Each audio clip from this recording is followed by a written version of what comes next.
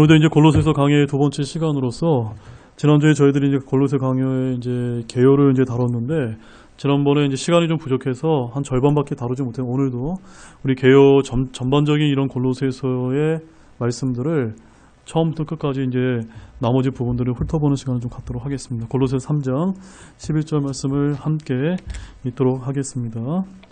거기에는 그리스인이나 유대인이나 할례자나 무할례자나 바발인이나 스고다ян이나 매인자나 자유론자가 없나니 오직 그리스도만이 모든 것이요 모든 것 안에 계시니라.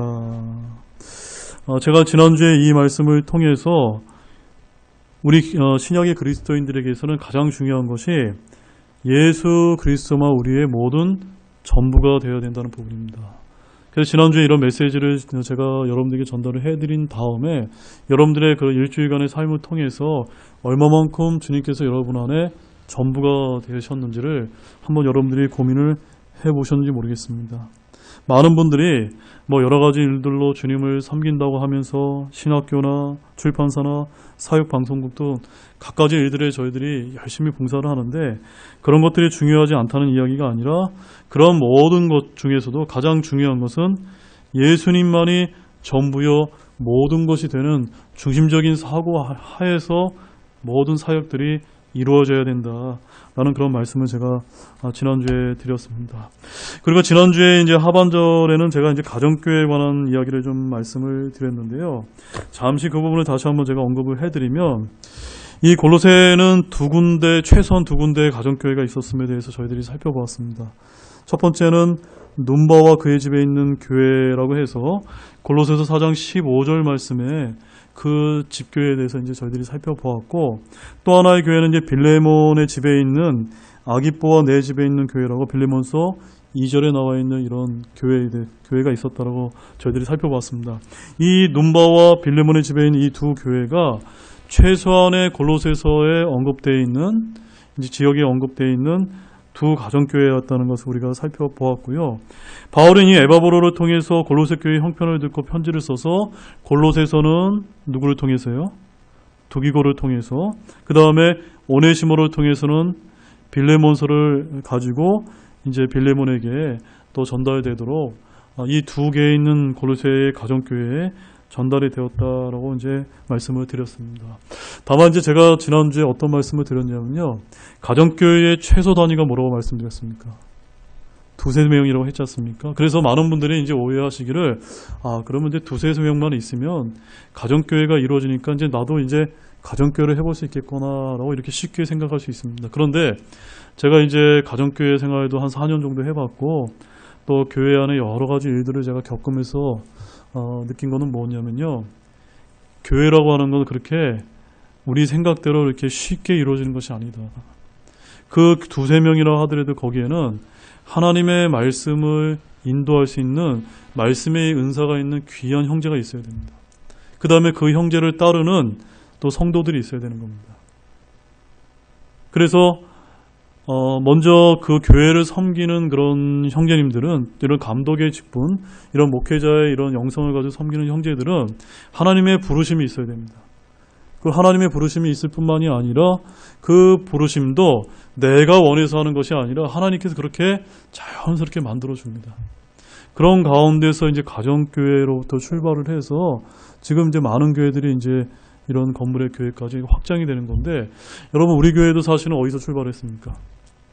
가정교회에서 출발한 겁니다. 저기 우리 진해에 있는 미군 해군 간부 가정이 미국에 있는 캘리포니아에 있는 등대 침례교회를 다니면서 결혼을 했고 여기 와서 이제 한국의 독립침례교회를 세우면서 처음에 세운 교회가 가정교회로 출발을 한 거거든요. 그러면서 우리 레드먼 선교사님이 협동 선교사로 함께 섬겨주시면서 그들이 이제 교회를 세워나갈 수 있도록 사도 바울이 이제 서포팅을 해준 거죠. 마치 이제 오늘 말씀해 보면 누구를 서포팅을 해준 겁니까? 에바브로 형제를 골로새에 파견을 하고 그를 이제 영적으로 이제 도와주는 선교사 역할을 사도 바울이 해주었던 것처럼 우리 교회도 그 처음에 그 목양자 가정이 있었습니다.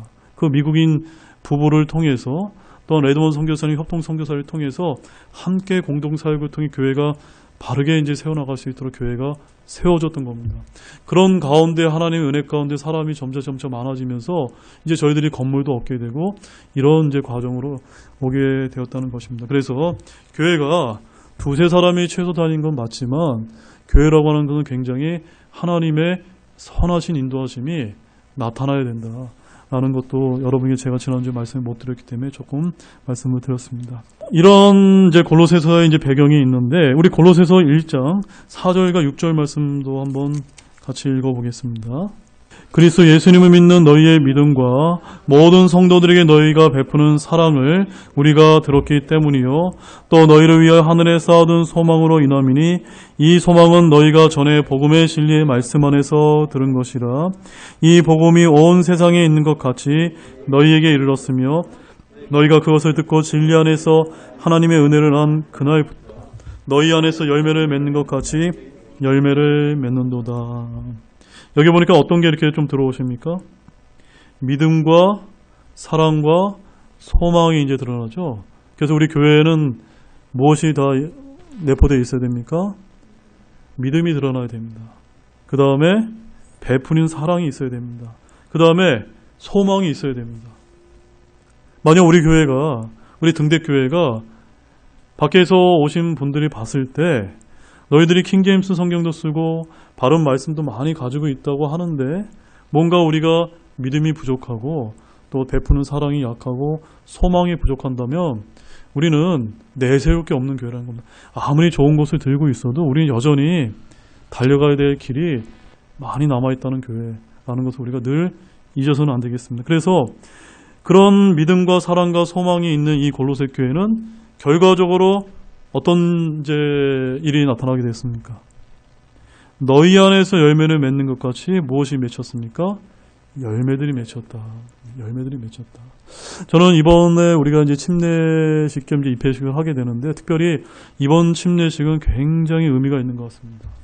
침례를 받는 5분의 형제님, 자매님들 중에서 3분의 형제님이 우리 교회에 처음 교회 생활을 시작하셔서 구원받고 또 침례까지 이렇게 받는 어찌 보면 우리 교회가 산출한 열매라는 겁니다. 그래서 저는 이제 목회자로서 얼마나 또 하나님 앞에 감사가 있고 또 여러분들도 같이 우리가 공동으로 함께 기도해주고 섬겨온 분들이기 때문에 더더욱더 귀한 열매가 이렇게 맺혔다는 것에 대해서 저희들이 감사를 드렸으면 좋겠습니다. 우리가 말만 침례교회가 아니고요. 교회라고 하는 것, 주님의 교회라고 하는 것은 첫 번째 구원받는 열매가 있어야 됩니다. 그 다음에 구원받는 열매만 있으면 안 되죠. 양육을 받고 주님의 명령에 순종하는 일이 나타나야 된다는 겁니다. 세상에서 불신자 가운데에서 이렇게 살아가다가 그가 구원을 받고 하나님의 말씀에 따라 침례에 순종하는 것이 쉽습니까? 굉장히 어려운 일입니다. 굉장히 어려운 일인데 그래도 하나님께서 이 마지막 시대에 이런 귀한 열매를 맺혀주셨다는 것에서 저는 너무너무나 하나님께 감사를 드리고 영광을 돌리지 않을 수가 없다는 것입니다. 많은 교회들이 교회가 그냥 수평이동하고 있고 교회의 복음을 산출하는 일들이 거의 일어나고 있지 않습니다. 그럼에도 불구하고 우리 교회가 작은 교회지만 그런 복음을 낳는 일에 저희들이 열심을 다해야 된다. 이것이 바로 골로새 교회가 보여준 하나의 이제 모델이라는 것입니다. 그런데 이처럼 시작한 지 얼마 안 되지 않아서 한창 자라고 있는 이 골로새 교회에 매우 불길한 조짐이 이제 발생하려고 했다는 점입니다. 잘 보십시오. 교회가 조금 이렇게 성장하려고 그러면은 어떤 일이 벌어집니까? 사탄 마귀가 가만히 냅두지 않는다는 겁니다. 뭐 우리 교회도 제가 이제 작년을 이렇게 돌이켜 보게 되면 크게는 연초와 연말에 2번 정도 이제 큰 이제 저희들이 교회적으로 큰 고비가 이제 있었던 것 같은데요. 마찬가지로 이런 골로새 교회 역시도 에베보라 통해서 시작한 지 얼마 안 됐는데 시작한 지 얼마 안 돼서 이렇게 믿음과 사랑과 소망, 복음의 열마까지도 일어났는데 잘 자라는 것 같지만 잘 자라는 것과 동시에 무엇이 있습니까? 사탄의 역사도 같이 임하고 있었다는 겁니다. 예수 그리스도를 따르는 복음적인 신앙을 위협하는 철학과 헛된 속임수 등과 같은 잘못된 가르침이 교회 안에 침투해서 사람들의 전통과 세상의 유치한 원리를 따르게 하고 그리스도를 따르지 못하게 하는 일들이 벌어지기 시작했다는 점입니다. 자, 우리 골로새서 2장 8절 말씀 보십시오. 어떤 사람이 철학과 헛된 속임수로 너희를 노력하지 못하도록 조심하라. 그것들은 사람들의 전통과 세상의 유치한 원리들을 따르는 것이요 그리스도를 따르는 것이 아니니라. 예를 들어서 여러분, 침례가 있고 세례가 있습니다. 저도 어렸을 때 이제 장로교에서 이렇게 자라와서 유아 세례도 받고 또 학생 문단과 세례를 이제 받아왔습니다.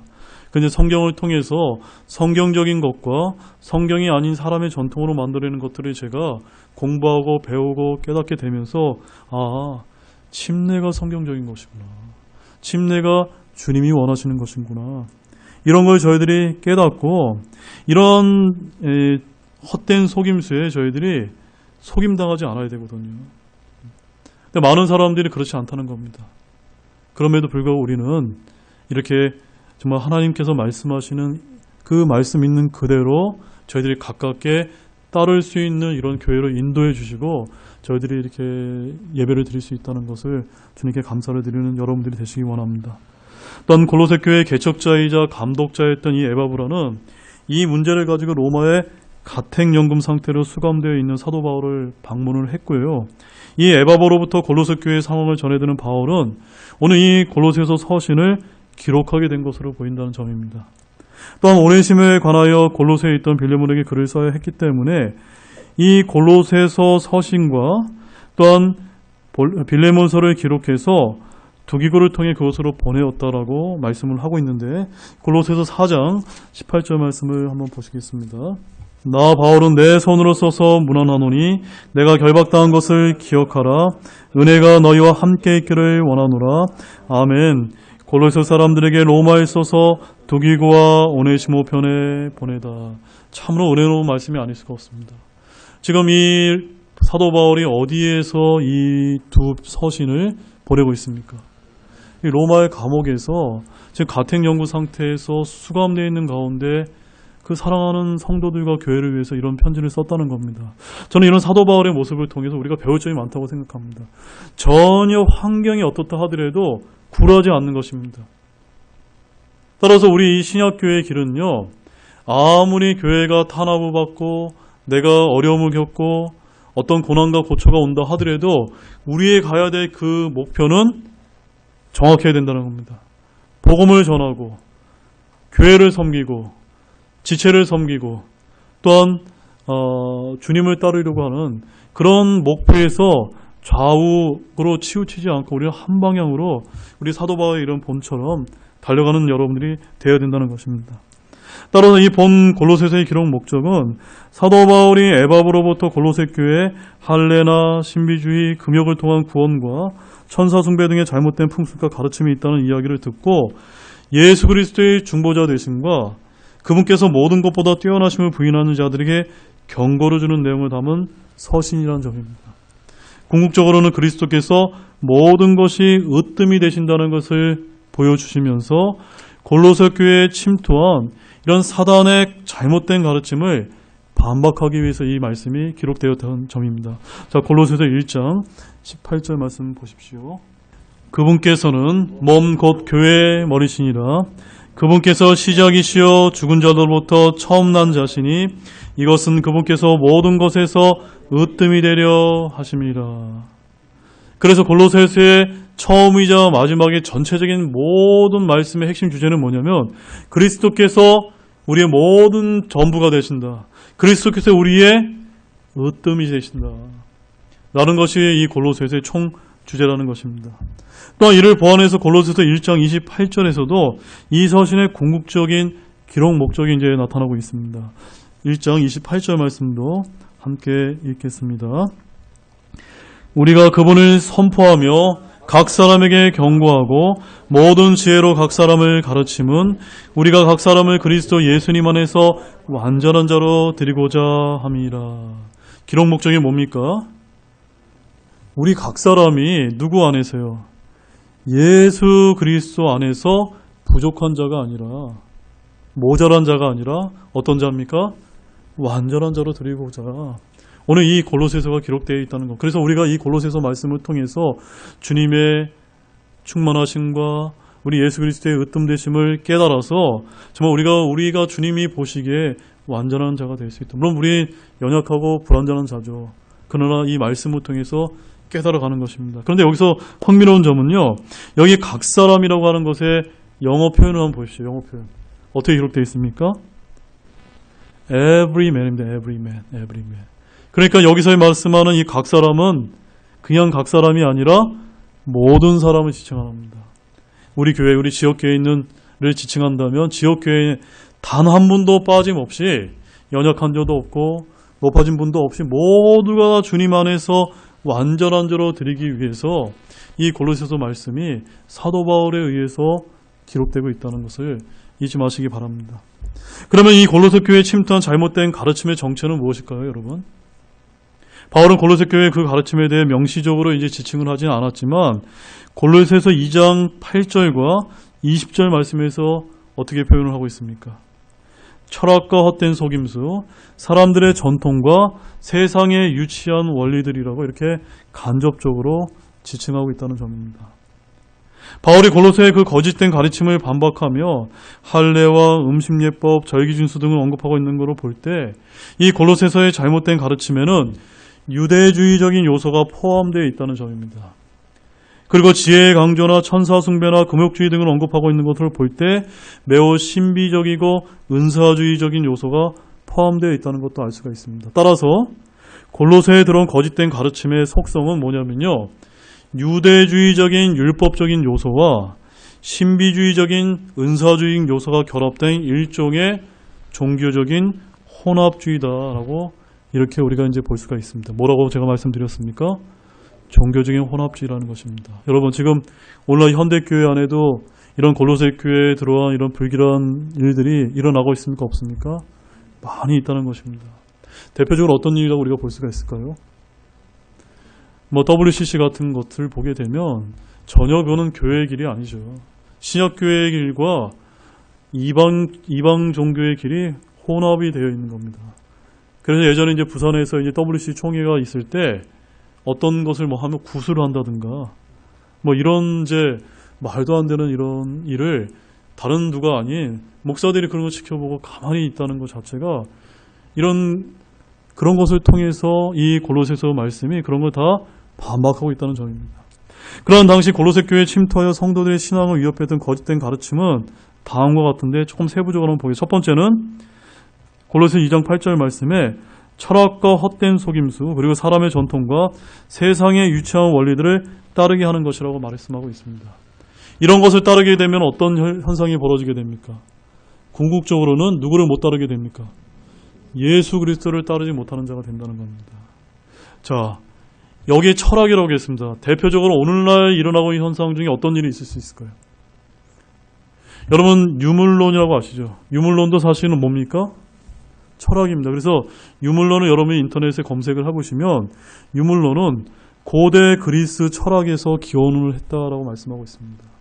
그런데 이 고대 그리스 철학에서 기원을 한 이 유물론이 진화를 해서 변증법적 유물론이라고 해서 그 변증법적 유물론의 대표자가 또 두 사람인데 누군지 아십니까? 그분이 이제 마르크스와 엥겔스인 겁니다. 독일 이데올로기와 오늘날 사회주의 공산주의 일으켰던 그런 사람들이거든요. 바로 이런 정신, 이런 철학, 이런 헛된 철학에서 오늘 모든 포스트 모더니즘, 페미니즘, 퀴어 여러 가지 이제 오늘날 일어나는 각종 악한 일들 있지 않습니까? 거기에는 다 이런 하나님께서 미워하시는 헛된 철학과 속임수로 가득 차 있다는 겁니다. 그래서 우리는 이런 헛된 철학의 바이러스, 사실 이게 굉장히 무서운 겁니다. 우리는 이런 것을 경계하는 여러분들이 되시기 바랍니다. 그 다음에 골로새서 2장 11절과 14절 말씀에 보면 할례 등을 강조하는 유대주의적 율법주의가 또 많이 들어와서 이 교회를 망가뜨리려고 했다는 점입니다. 그리고 골로새서 2장 16절 말씀 보십시오. 그러므로 아무도 넣는 것이나 마시는 것으로 인하여 또 거룩한 날이나 월삭이나 안식일에 관하여 너희를 판단하지 못하게 하라. 이 말씀은 우리 독립침략에 나오시는 분들은 아주 잘 알고 있어야 되는 말씀입니다. 우리 교회가 왜 다른 교회들처럼 성경에 나와 있는 절기처럼 뭐 성탄절이 됐든 부활절이든 따로 특정한 날을 정해서 지키지 않는 이유가 무엇 때문입니까? 바로 이 말씀 때문이 아닙니까? 하나님께서는 뭐라고 말씀하셨습니까? 거룩한 날로 인해서 너희를 판단하지 못하게 하라. 오직 우리에게는 어떤 날만 지키면 됩니까? 갈보리 십자가에서 돌아가시고 장사되었다가 3일 만에 부활하신 그 주의 첫날을 우리가 부활절로서 우리가 하나님 앞에 나와서 일주일에 한 번씩 나와서 주님께 경배를 드리는 겁니다. 매주 부활절을 드리는 겁니다. 매주. 1년에 딱 한 번 저희들이 부활절이 아니라 매주 부활절을 드린다는 그런 것을 여러분들이 아시고 여러분들이 예배를 드리는 모든 분이 되시기 바랍니다. 따라서 우리가 드리는 이 주일 예배는요, 침울한 예배가 되면 안 됩니다. 어떤 예배가 됩니까? 부활의 능력과 생명력이 나타나는 예배가 되어야 되기 때문에 힘이 있어야 되고 기쁨이 넘쳐야 되는 겁니다. 아멘이시죠? 그 다음에 이제 골로새서 2장 18절 말씀도 한번 읽어보겠습니다. 아무도 꾸며낸 겸손과 천사 숭배로 너희를 속여 너희 보상을 빼앗지 못하게 하라. 그런 사람은 자기가 보지 아니한 그것들 속으로 들어가 자기의 육신적 생각으로 말미암아 헛되이 우쭐대며. 자, 여기 이제 두 가지가 이제 아주 흥미로운데요. 꾸며낸 겸손과 천사 숭배라는 겁니다. 꾸며낸 겸손. 우리는 교회 안에서 위선적인 모습을 보여주면 안 됩니다. 그래서 주님의 겸손을 본받아서 지체들을 섬기고 겸손함으로 대해야지 가식적이고 종교적인 이런 꾸미는 겸손을 주님께서 미워하신다. 이것을 우리가 알아야만 되고요. 또 하나는 천사 숭배. 이건 어디서 많이 하냐면요. 원래 이제 천주교 같은 데 보게 되면 천사 숭배를 한다라고 저는 그렇게 들었습니다. 그래서 이런 것조차가 다 이 골로새 교회부터 시작이 되었다라고 좀 말씀을 하고 있는 것입니다. 물론 이 바울이 본 서신을 기록할 당시 골로새 교회는 철학과 헛된 속임수 등과 같은 잘못된 가르침의 침투에도 불구하고 아직 복음적인 신앙을, 아주 순수한 신앙을 유지하고 있었으며 바울은 이에 대해서 감사를 이제 전하고 있는 것도 우리가 볼 수가 있는데요. 자, 우리 골로새 1장 3절 말씀 한번 보십시오. 골로새 1장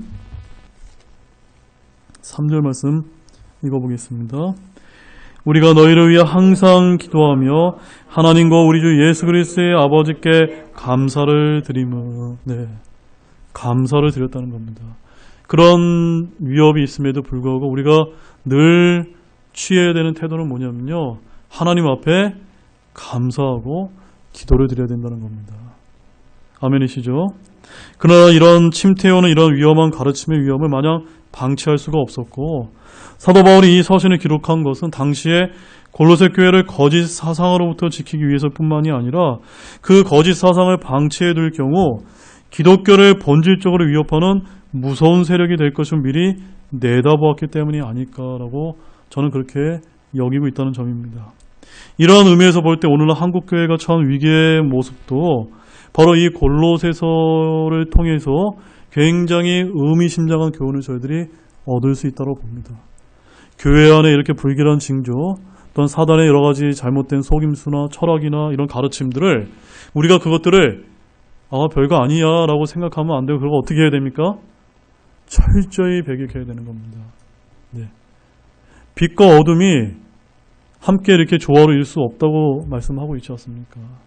하나님의 말씀에 어긋나는 것은 이 교회 안의 가르침 안에 절대 우리가 들여놓아서는 안 되는 겁니다. 그래서 이제 제가 작년에도 이런 이념적인 거, 이거 정말 간단하게 볼 문제가 아니라는 겁니다. 그런 거 하나 우리가 허용하기 시작하면요, 하나하나 다 무너지는 겁니다. 음악적인 것을 허용하기 시작하면 그것 때문에 교회의 가르침이 무너지는 것이고, 이념적인 것을 우리가 허용하게 되면요, 교회 자체가 하나님 볼 때 나중에는 완전히 하나님을 미워하게 되는 것들을 섬기면서 우리가 이런 동성애도 받아들이게 되는 것이고, 이렇게 된다는 점입니다. 다시 한번 우리 골로새 2장 6절과 8절 말씀 한번 읽어보겠습니다. 그러므로 너희가 주 곧 그리스도 예수님을 받아들였듯이 그렇게 그분 안에서 걷되 그분 안에서 뿌리를 내리고 세워지며 가르침을 받은 대로 믿음 안에 굳게 서서 그 안에서 넘치도록 감사를 드리라.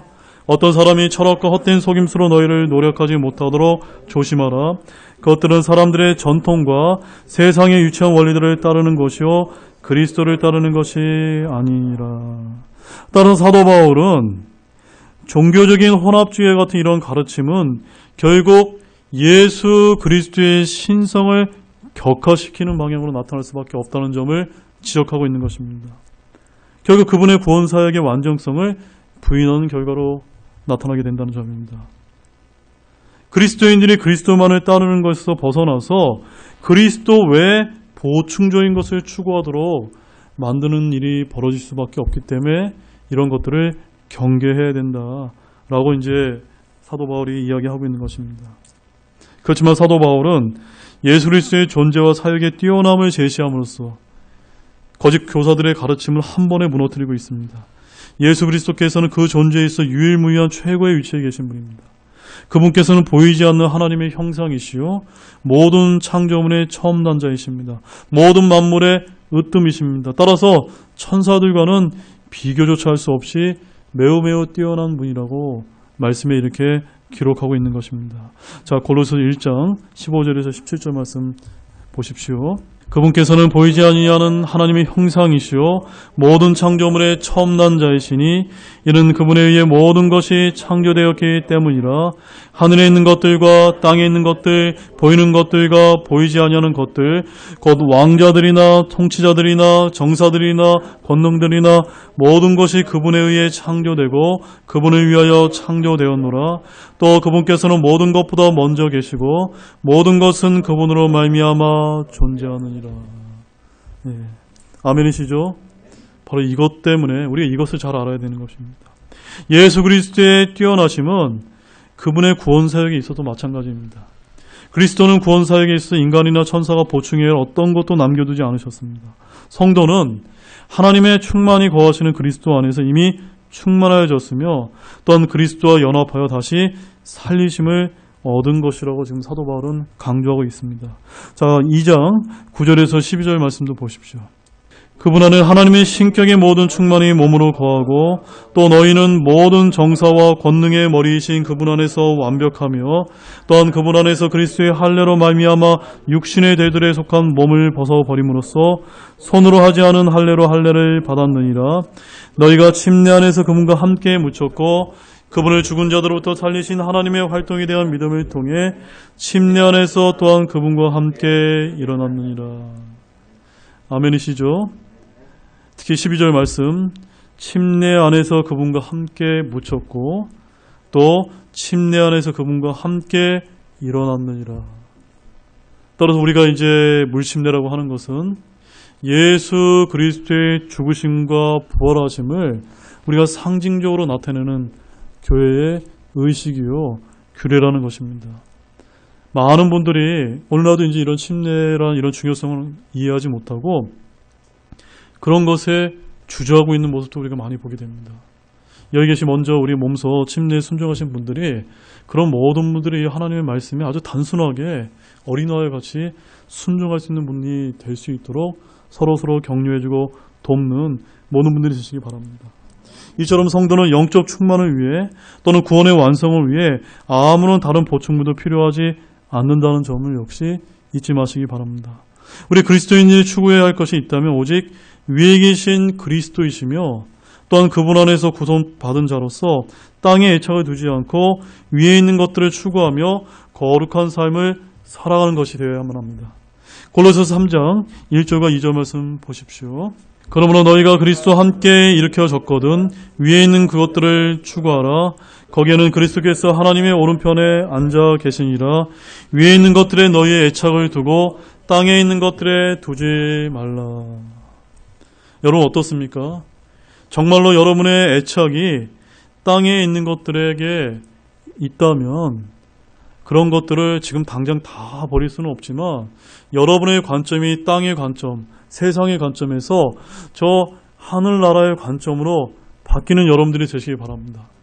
그렇게 바뀌게 되면요, 이 세상에 어떠한 어려움이 찾아온다 하더라도 우리 마음 안에 예수님의 생명과 그분에 대한 성령님의 충만함으로 가득 차 있기 때문에 절대로 두려워하지 않습니다. 그리스도의 평강이 떠나지 않는다는 것입니다. 우리가 땅에 애착을 두기 때문에 뭔가 내게 어떤 일이 닥쳤을 때 두려움과 불안과 염려와 짜증이나 이런 것들이 이제 생길 수밖에 없다는 것입니다. 아무튼 어느 시대이건 그리스도인들은 그 시대의 지배적인 사상과 철학을 따라가는 유혹을 받게 된다는 점입니다. 사도 바울 당시 골로새 교회의 순수한 복음적인 신앙을 위협했던 이 종교적인 혼합주의는 비단 그 당시에만 적용되는 것이 아니라는 점입니다. 마지막 시대에 가까운 지금 이 시기를 살고 있는 오늘날 역시도 새로운 영성을 추구한다는 명목으로 뉴에이지 운동을 이제 거스를 수 없는 이 시대의 지배적인 사상으로 믿고 섬기는 그런 안타까운 지경에까지 떨어지게 되었습니다.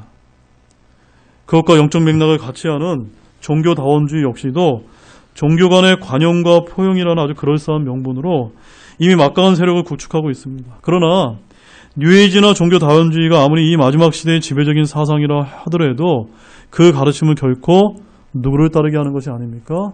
그리스도를 따르게 하는 것이 아니라는 사실을 우리 성도 여러분들이 분명하게 새기시는 여러분들이 되시기 바랍니다. 그것은 그리스도를 따르는 복음주의적 신앙을 훼손하는 종교적인 혼합주의입니다. 우리 하나님께서 미워하시는 것은 종교적인 혼합주의입니다. 바알의 대언자와 싸웠을 때 엘리야가 얘기했죠. 너희가 하나님 편에 서려면 하나님 편에 서고 바알 편에 서려면 바알 편에 서야 되는데 이 두 개를 섞으면 안 되는 겁니다. 오늘날 이 라오디게아 교회의 이 시대에는요, 그런 것이 혼합주의로 나타나는 일이 너무나 많이 등장하고 있다는 겁니다. 오늘날 기독교를 위협할 가장 무서운 철학과 헛된 속임수에 불과하다는 것입니다.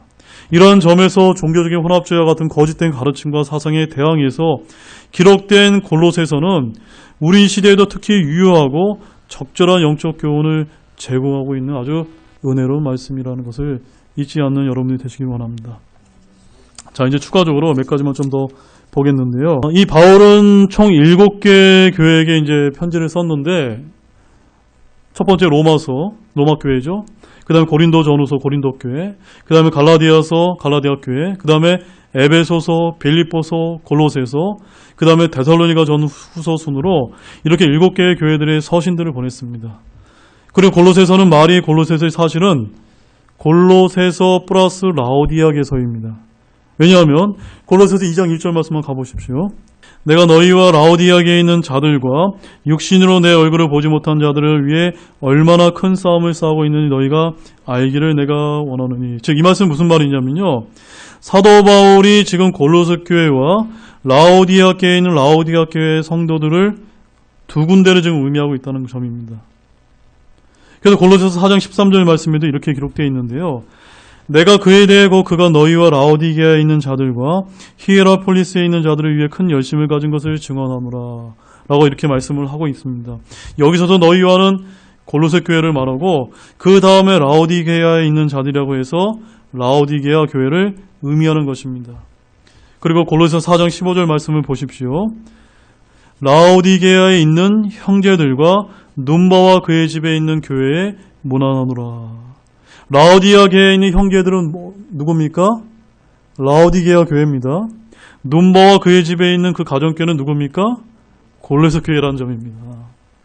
그래서 라오디게아에 있는 형제들에게서 라오디게아 교회를 지칭하고 있는 것인데 16절 말씀 한번 읽어보십시오.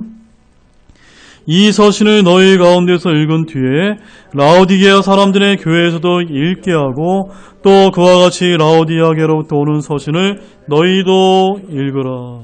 저는 오늘 이 말씀을 통해서 굉장히 중요한 영적인 교훈을 저희가 얻을 수 있다고 봅니다. 바로 이 서신을, 이 골로새서를 너희 가운데서 읽은 뒤에 누구에게 전달하는 겁니까? 라오디아 교회 사람들의 교회에서도 읽도록 해라말하는 것입니다. 또 라오디아 교회로부터 오는 서신은 또 골로새 교회에도 회람하라는 점입니다. 이 편지, 이 사도 바울이 쓴 이 귀한 편지들을 서로 회람하라는 것입니다. 그래서 골로새서는 따라서 골로새서 플러스 라오디아게서라는 점입니다. 이것을 읽은 다음에는 그쪽으로 보내라는 것입니다. 바울은 자신이 쓴 편지를 라오디아 교회에도 읽게 하였으며 반대로 라오디아 교회에 쓴 편지는 골로새 교회에도 읽게 하였다는 점입니다. 이로써 한 가지 알 수 있는 사실은 바울의 신약 서신들은 초대교회들에서 서로 어떻게 되었다는 점입니다. 회람되고 필사되고 해서 우리에게 지금 신약 성경으로 전수되었다는 점입니다. 자, 여기서 우리가 얻을 수 있는 교훈이 어떤 게 있습니까? 설교 말씀이 있습니다. 자매 모임이 있습니다. 청년부 모임이 있습니다. 형제 모임이 있습니다. 제가 열심히 이렇게 말씀을 타자해서 여러분 나눠드리죠. 나만 알고 있으면 끝나면 됩니까? 안 됩니까? 안 됩니다. 좀 제가 이렇게 권면을 드리면 회람하셔야 됩니다. 또 개별 성경 공부하신 분들 자기만 영적으로 성장하면 됩니까? 안 됩니다. 또 내가 알려줘야 될 사람들에게 내가 받은 은혜를 나눠줘야 되는 겁니다. 그래서 이 그리스도의 사역은 서로 열매를 이렇게 맺어가는 겁니다. 아멘이시죠? 서로가 좋은 것은 서로 회람하고 나누고 이렇게 하는 여러분들이 되시기 바랍니다. 사도 요한도요, 7개 교회에 편지를 썼다는 것을 우리가 계시록에서 볼 수 있는데 마지막 7번째 교회가 어느 교회였습니까? 라오디게아 교회였다는 점입니다. 사도 바울의 마지막 교회도 어디였습니까? 오늘 이제 이 라오디게아 교회인데요. 마지막으로 골로새서는 성경 66권 중에서도 교회사의 마지막 시대인 라오디게아에 살고 있는 그리스도인들의 가장 적합한 책이라는 점입니다. 사실 골로새서는 이 시대에 가장 흥미있는 바울 서신이고 역사상 그 어떠한 주석가도 이 서신의 예언적인 의미를 붙잡지 못했고 평범한 성경들을 믿는 신자들이라면 그 진리를 발견하는 데 별 어려움을 느끼지 못한다는 점입니다. 다시 한번 제가 요약을 해드리면 요한도 사도 바울도 7개 교회에 편지를 썼습니다. 요한이 편지를 쓴 첫 번째 교회는 에베소 교회였고 바울 서신에도 에베소서가 있습니다. 요한이 편지를 쓴 7번째 교회는 라오디게아였다는 점입니다. 따라서 라오디게아라는 단어가 골로새서에 총 5번이 등장하는데 라오디게아 교회는 휴거 이전의 지상에 있는 마지막 교회입니다. 따라서 골로새서는 21세기 교회에 쉽게 적용할 수 있는데 그 내용과 주제가 진리를 원하는 현대 성도들에게 매우 중요하다는 점입니다. 다른 서신서들도 중요하지만 특별히 이 골로새서는 21세기를 살아가는 이 그리스도인들을 직접적으로 겨냥하고 있다는 점을 잊지 마시기 바랍니다. 바울은 여전히 감옥 안에 있으면서 이 서신을 쓰고 있습니다. 에베소서가 그리스도의 몸된 교회를 강조하는 반면에 이 골로새서는 그리스도께서 교회의 머리 되심을 강조하고 있다는 점입니다. 성도는 그리스도 안에서 온전하게 되고 성도들이 필요한 모든 것은 바로 그리스도가 되신다는 점을 골로새서에서 밝히고 있다는 점입니다. 아무튼 이 골로새서는 총 4장밖에 되지는 않지만 이 속에 담겨있는 심오한 진리들을 성경대로 믿는 우리 신자들에게 다시 한번 커다란 도전이 되는 말씀이라는 것을 여러분에게 말씀을 드립니다. 우리 안에 알게 모르게 숨어있는 수많은 거짓 가르침과 헛된 철학들의 오염돼 독소들을 깨끗이 씻어주는 해독제 역할을 하는 것이 무엇일까요? 골로새서라는 점 잊지 마시기 바랍니다. 하나님의 뜻을 올바로 분별하기 원하시거나 주님의 일에 사역하기로 헌신했거나 수많은 미혹들에 속지 않으려는 그리스도인들은 반드시 읽어야 될 말씀이 골로새서라는 것입니다. 본문에는 킹제임스 성경에 명백히 밝히고 있는 진리를 다시 감추기 위해 하나님의 무한 말씀을 변개시키려는 자들의 수많은 도전들을 성령의 강력한 응징으로 바로잡고 있는 책입니다. 따라서 이 골로새서만큼 성경 변개를 시도하는 자들과의 치열한 접종장이 된 책도 없다는 점을 잊지 않는 여러분들이 되시기를 바랍니다. 자, 대표적으로 2구절만 제가 언급을 해드리고 마치도록 하겠습니다. 우리 골로새서 1장 1절 말씀 한번 보십시오. 하나님의 뜻으로 말미암아 예수 그리스도의 사도가 된 바울과 우리 형제 디모데는, 자, 여기서요, 이 사도 바울이 하나님 우리 아버지와 주 예수 그리스도 은혜와 평강이에서 여기서 핵심적인 건 뭐냐면요, 주 예수 그리스도로부터 누가 되었습니까? 사도가 되었다고 얘기하고 있습니다. 그런데 이 킹제임스 성경을 제외한 다른 모든 현대 역본에서 주 예수 그리스도라고 하는 부분이 삭제되어 있다는 점입니다. 그 다음에 골로새서 1장 14절 말씀 보십시오. 1장 14절. 그분 안에서 우리가 그분의 피를 통해 구속, 곧 죄들의 용서를 받았다. 여기서 이 그분의 피를 통해라고 하는 누구의 피입니까? 예수 그리스도의 피를 통해 우리가 구원을 받게 되고 죄들의 용서를 얻게 되는 은혜를 입지 않았습니까? 바로 이 부분이 오늘 개혁성경을 비롯한 현대 역본들에서 주 예수 그리스도에 관련된, 특별히 그분의 흘리신 이 보배로운 피와 관련된 말씀들이 삭제가 되어 있다는 점. 여러분들이 이것을 기억하시면서 이 골로새서에 있는 말씀들이 얼마나, 특별히 이 킹제임스 성경을 우리가 이런 말씀들을 공부한다는 것이 얼마나 귀하다는 것을 여러분들이 잊지 않는 여러분들이 되시기를 바라겠습니다. 기도하고 마치겠습니다.